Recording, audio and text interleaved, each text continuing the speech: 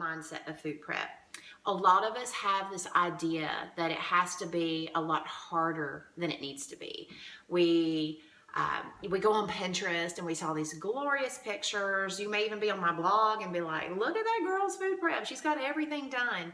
And it makes us feel like our prep has to be overly complicated, or it has to be hard, or difficult. It just creates a lot of like space in your head to not do it. And I think that's the very first thing. When I food prep, one of the things that I ask myself, or I think about is, what's going to work for me and my family? What is a good food prep that fits into our lifestyle? Because I'll be honest, like for me, I don't like to have to cook much at night. When I come home, I would prefer to be able to just get the food out and get it on the table and spend more time with my boys. Whereas I have some moms that the act of cooking is very nurturing for them. It's like a stress relief. It is that time of day that they enjoy. They feel like they're getting to be able to provide for their family. So I think it's one of those things where you decide how much of your food prep is going to fit into your lifestyle. So you may be the person who knows that they are going to do a shake in the mornings. Like, a lot of my clients love to do smoothies because they don't want to have to prepare something in the mornings. They want to get on the road, and they have long commutes, and a shake travels very well for them, and they just make one that fills them up good. I have some people that like to prepare a breakfast and a lunch, and then they cook for their families at night because they enjoy that cooking. And then you have people like me who would rather have everything ready, because in my mind, what I think about is I want my food to be easy, and I want it to help me keep my weight off. So when I have that mindset, that means that for me personally, I like to just know what I'm going to be eating and know that I've prepared it, that it's healthy, and that it's food that I like. And I think that's a huge part of food prep, that people get in their mind that a lot of times what you'll see out there is you only see competitors, people who are, extremely thin and want to get on stage and do stuff. You see their food preps, and it's always like a bunch of asparagus and a bunch of chicken and a bunch of broccoli and things like that. And it's so much more than that.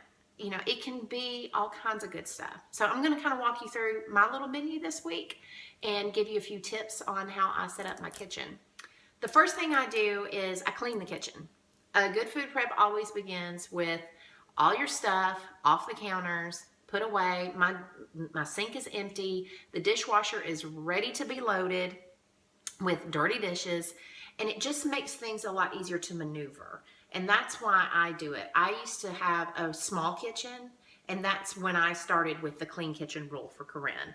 I think anything that can make your food prep easier is always going to be helpful. The second thing I do is I get all the stuff out that I'm going to be cooking. So rather than running around the kitchen trying to figure out what's next and, going here and there and stuff, I just pull it all out.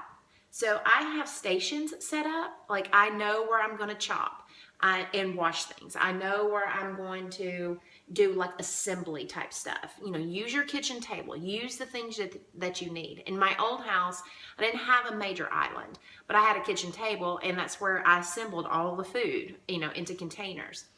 And I think the other big thing is once you have your station set up, you just kind of start going. I don't have a rhyme or reason when I cook. I try to not start things that might burn or that are going to need more attention. I don't multitask on those. I don't have other things going while that's happening. Otherwise, I'm just all about while that's cooking, this can be happening. Stuff that doesn't need my immediate attention. So let me show you my stations. They're super simple. I have over here, so I have mason jars, as you can tell. I will be doing like a riff on a Mexican salad that I enjoy that I get at a restaurant. There will be a little cilantro black rice in there. I am making that up today. I think that's a big key when you are doing your food preps, to not be afraid to just try stuff. That's how the best chefs in the world become the best chefs in the world, because they're always, they're willing to just try things. So I'll be doing that. And I take my mason jars and I put them in the sink when it's time. That way, anything that's going to fall out, like as you're stuffing the lettuce down in there and stuff, a lot of times you have some overspill. So I put them in the sink, and that way I don't have to worry about like extra cleanup. Anything that saves me time is golden. I have a sheet pan here with aluminum foil on it. When I roast things, I use a lot of aluminum foil, just to helps me keep easier cleanup. I'm roasting corn for that salad. So that Mexican salad is going to have lettuce. It's going to have the roasted corn. I'll cut avocado up every night and put that in there. It's going to have pan-seared chicken, a little bit of the rice, and I'll put a little cheese on it. And then I have a dressing in there that's like, I forget what it's called. I think it's like a barbecue ranch or something like that. And I use just a little. I mean, I don't use a ton of dressing. I never really have. But just find your favorite dressing. You can make your own or whatever. But I just found one of those. But it's just kind of a nice little flavoring. I also have some roasted chickpeas that I buy on Amazon.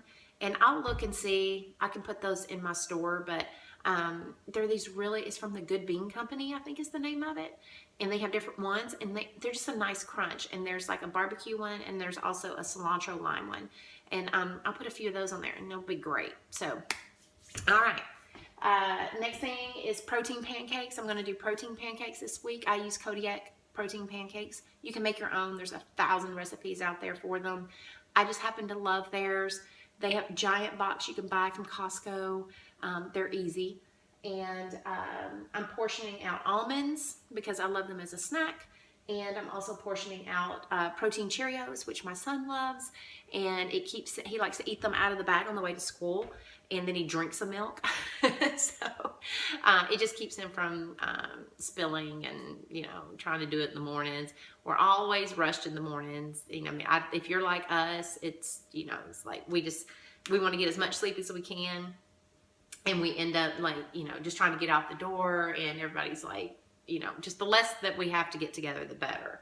And those are really the only things that I'm going to be weighing this week. I typically, with meat and stuff, I don't weigh it anymore. I just kind of get like what I would call like what I consider a good serving, about palm size or something along those lines. But I'm not big into weighing the meat anymore.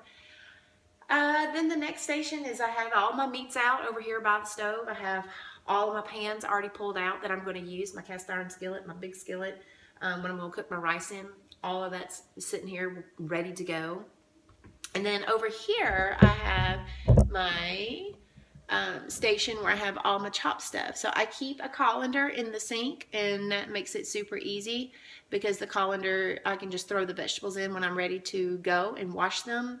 I'll get out a big bowl to start throwing like the caps. So you know how I think Rachel Ray does that. She has like the trash bowl. I usually have one of those out, and I haven't gotten it out yet. But my knives are all over there. I have my sweet potatoes. I have all the fruit that I'm going to cut up and wash. We have mangoes this week, and blueberries, and plums. And I already have watermelon in the refrigerator. And then I've got all my vegetables and stuff that I'm going to cut up, like cucumbers. My husband likes to do more of a Cobb type salad, so he'll be doing Cobb at night while I'm doing my Spanish or Mexican salad. And that's about it, just cutting up all the stuff that we normally eat. And then anything that doesn't go into the salads will just go into little containers to, have as a raw food snack if we want one alongside our meal. And we're good to go. So I think that's about it. So for breakfast this week is protein pancakes, and I'm having mango with it or watermelon, depending on which one I want. And then I'll put a little butter on those protein pancakes too to give me some good lasting energy through the morning. And then for lunch, I'm having a sweet potato that has ground turkey on it and a side of beets. I have actually some pre-cooked beets that I got from Costco. They're in like baggies. You just microwave them for 3 minutes or 30 seconds and they're done. And I love beets. I've ate beets all my life. So, a lot of people don't. I do. And they're colorful. That's the other thing is when I'm building all my food for the week, I like to think, I like to get a wide range of colors and stuff. I find it almost like a game. So, And then for dinner, I'm having those salads, and they'll have some black rice and stuff in them, so they'll be pretty good. And then any snacks I have will probably be either, I keep some, I always have a protein shake after workouts. So usually every day I have some kind of a protein shake with some pumpkin seeds in it. And then I have almonds for any snacking that I'm going to do.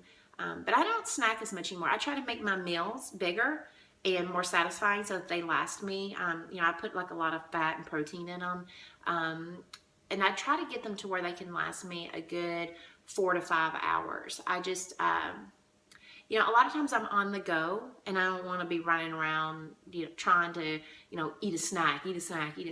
And I just find my body kind of works better that way too. So it's, all about listening and listening to what works for you and stuff. So I hope you enjoyed the food prep lesson. And always feel free to leave me comments in the blog. If you have any questions at all, I'm always happy to answer them. Or if you need me to, talk about a specific topic, I'm very happy to do that.